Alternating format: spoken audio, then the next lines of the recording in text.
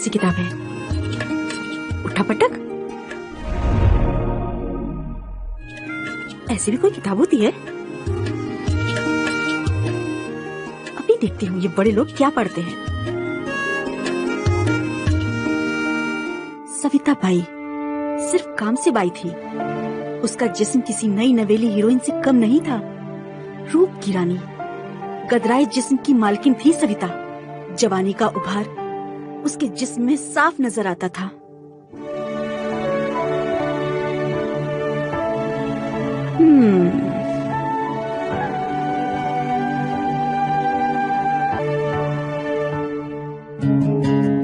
कहानी तो ये मेरी जैसी लग रही है। ऐसी बाई तो मैं भी हूँ। सविता वैसे तो कई घरों में काम करती थी, मगर एक घर उसका चहीता था, जहाँ वो वक्त से पहले पहुँच जाती है। एक दिन वो अपने साहब के घर में जल्दी पहुँच जाती है।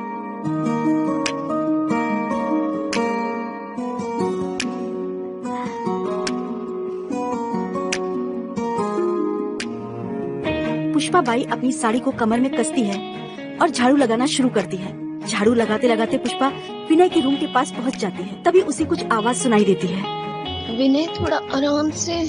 नेहा, बहुत मजा आ रहा है यार। विनय, धीरे से आ।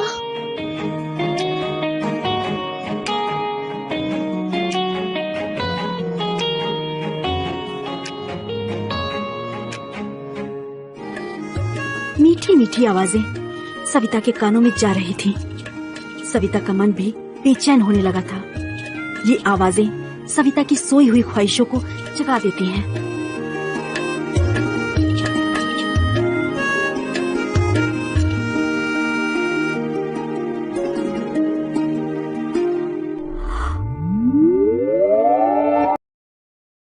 आवाज की तरफ बढ़ती है और ख्यालों में देखने की कोशिश करती है, जहाँ उसे नेहा नजर आती है, जो उसके मालिक विनय के ऊपर बैठी हुई है।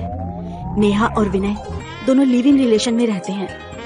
साहब के रिलेशन में तो सविता भी रहना चाहती है, लेकिन कैसे?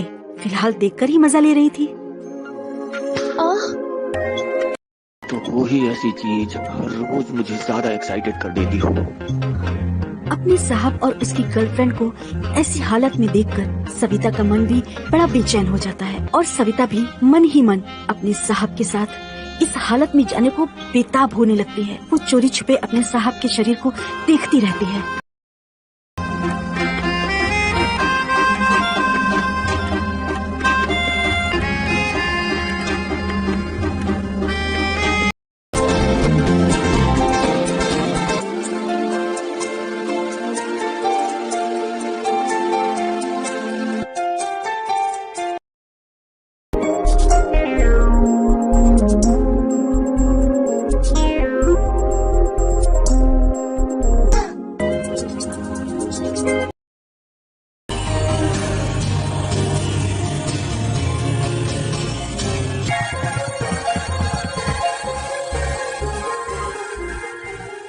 अरे सविता।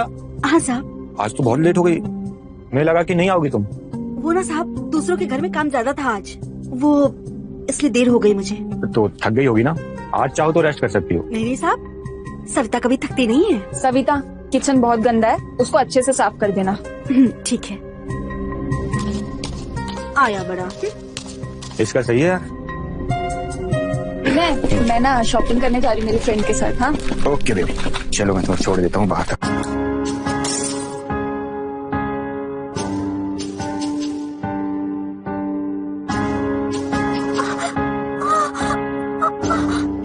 क्या हुआ सविता? साहब, हाथ कट गया मेरा। तो मैंने मना किया था ना, ये सब मत किया करो।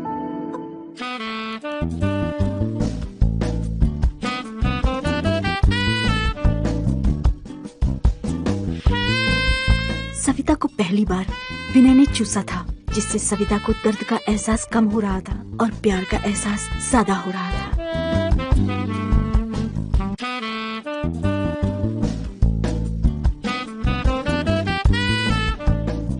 अभी ठीक लग रहा? हाँ। अपना ध्यान दिया करो। देखो कितना सर। तुम रुको, मैं डिटॉल लेकर आता हूँ। ठीक है? ठीक है।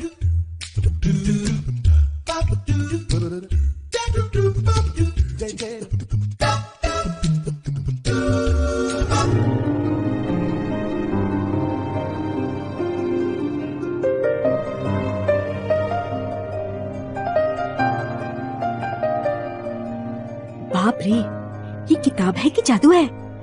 मैडम आ गई तो क्या कहेंगी कि काम पूरा ही नहीं किया। लेकिन ये किताब में पुष्पा को सांप मिले कि नहीं ये कैसे पता चलेगा?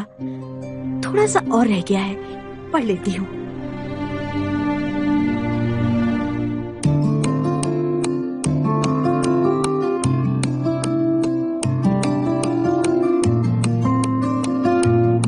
किचन में नल से पानी की बूंदें बह रही थी, टप टप टप टप, और उसकी धड़कन भी तेज हो रही थी। सविता को मालूम नहीं था कि उसका साहब कितना कमीना है। उसके दिल में भी सविता के जिस्म को पाने की भरपूर इच्छा है। मौका देखकर जब विनय सोफे पर बैठकर एप्पल खा रहा था, उसी टाइम पोछा मारना शुरू कर देती है, जिससे विनय की नजर सविता के जिस्म पर साफ साफ पड़ रही थी। विनय नजर चुराकर सविता को देखे जा रहा था।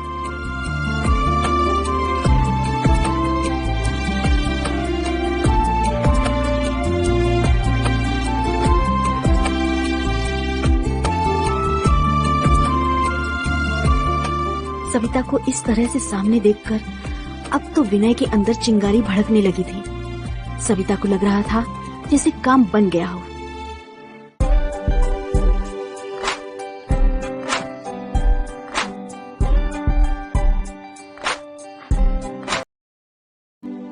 लेकिन विनय की आवाज ने सब काम बिगाड़ दिया। सविता अपनी सोच से बाहर आ जाती है।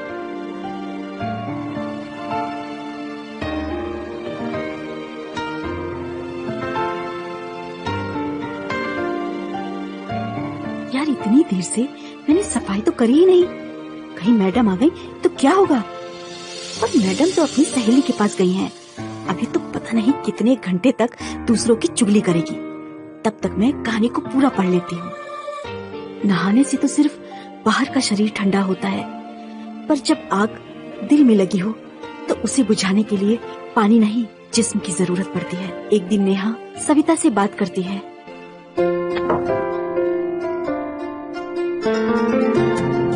अरे सविता, तेरी तो शादी होने वाली थी ना, क्या हुआ? टूट गई मालकिन। क्यों, लड़का पसंद नहीं आया क्या? लड़के को मैं नहीं पसंद आई। क्यों? दिखने में तो अच्छी दिखती हो, फिर क्यों? आजकल के लड़के लोगों को आपके जैसे कपड़े पहनने वाली लड़कियां पसंद है। टाइट जीन्स वाली, टाइट टॉप वाली। शायद उसको भी ऐसी ही पसंद थी। आजकल के फैशन के दौर में तो ये साड़ी पहनकर घूमेगी तो कैसे पसंद आएगी? एक काम करते हैं, आज तुझे मैं मॉडर्न बनाती हूँ। मुझे और मॉडर्न? कुछ भी बात कर रही हैं आप। रुक तू।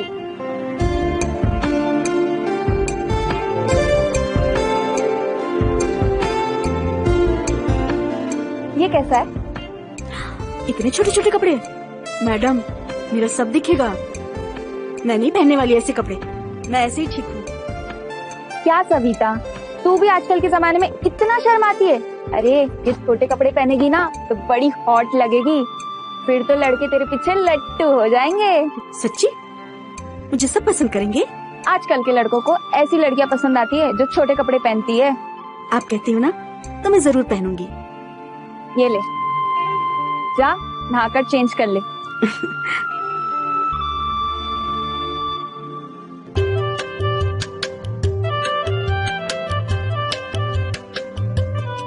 सविता, तू तो मॉडल दिख रही है, मुझसे भी ज्यादा सेक्सी लग रही है। सच में? हाँ हाँ सच में। ऐसे बाहर जाएगी ना तो लड़के तो पागल ही हो जाएंगे। मुझे तो लग रहा है आज तुझे कोई ना तो कोई प्रपोज कर ही देगा। मैडम, आप बेवजह ही मुझे चने के झाड़ पे चढ़ा रही हैं। ऐसा कुछ नहीं है। तुझे पता है विनय मेरे पीछे इतना लट्टू क्यों है? क्यों?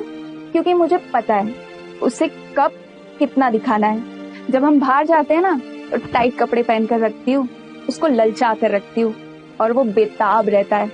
इसीलिए तो उसका ध्यान कोई और लड़की की तरफ नहीं जाता है। मैडम, आप तो बहुत चालू हो। नहीं, मेरा मतलब आप बहुत स्मार्ट हो। आपको अच्छे से पता है लोगों को कैसे काबू में रखते हैं। लड़कों की तो एक ही कमजोरी होती है, लड़की फिगर दिखाकर लड़कों को अपने इशारों पे नचा सकती है, और एक बार लड़का लड़की रूम में बंद हो जाए तो लड़के को गुलाम बना सकती है, चाहे वो बाहर कितना भी बड़ा शेर क्यों ना हो। मैडम, ये सब तो मुझे पता ही नहीं था। हाँ ठीक है, मैं आती हूँ। हेलो, इसे तो सब पता है कि लड़कों को मुट्ठी में कैसे लेना है, इसीलिए विनय सर इसके पीछे पीछे पड़े रहते हैं।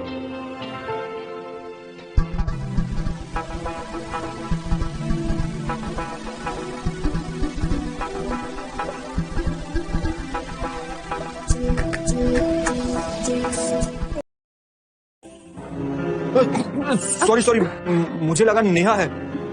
सॉरी। साहब, ये नेहा मैम का ही कपड़ा है, आज उन्होंने मुझे पहनने के लिए दिया था।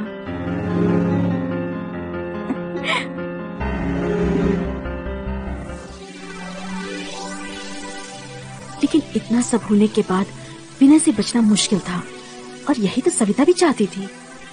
अकेला घर था, अकेले हम, अकेले तुम वाली फीलिंग आ रही थी।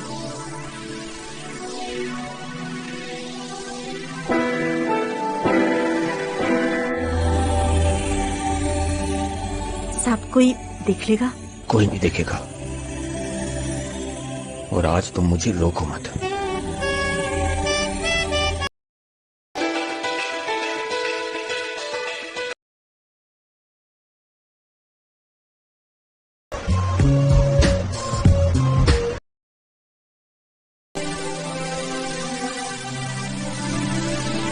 क्या कमाल की किताब है तुम।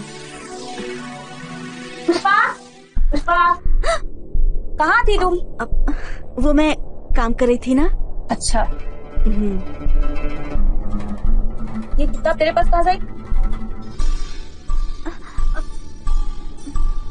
जब तक ये बुक रहेगी ना इस घर में, ना तू सही से काम कर पाएगी, ना ये बुक मुझे करने देगी। इस घर में रहना ही नहीं चाहिए बुक, समझी?